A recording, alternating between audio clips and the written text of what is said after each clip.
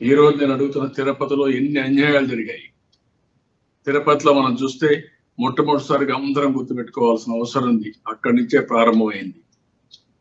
తిరుపతిలో వెంకటేశ్వర స్వామి దగ్గరికి ఎవరైనా వేరే మతస్థులు ఎవరైనా రావాలంటే వెంకటేశ్వర స్వామి పైన నమ్మకం ఉందంటేనే డిక్లరేషన్ ఇస్తేనే లోపలికి వెళ్ళే అవకాశం. అబ్దుల్ కలాం అలాంటి అవకాశాన్ని ఉపయోగించుకున్నారు. సోనియా గాంధీ అలాంటి అవకాశాన్ని ఉపయోగించుకున్నారు. అదే జగన్మోహన్ రెడ్డి గారి పోయినప్పుడు ప్రవర్తన చాలా బాధాకరం.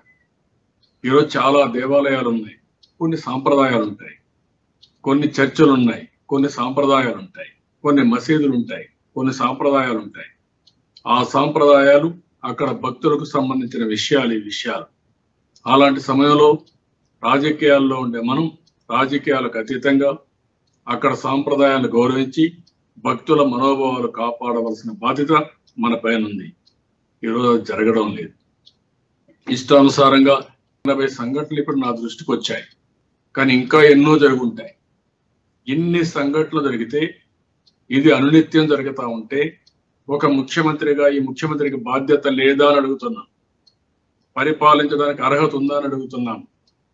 మీ దృష్టికి వచ్చిన తర్వాత మత సామరస్యం అనేది చాలా సున్నితమైన అంశం.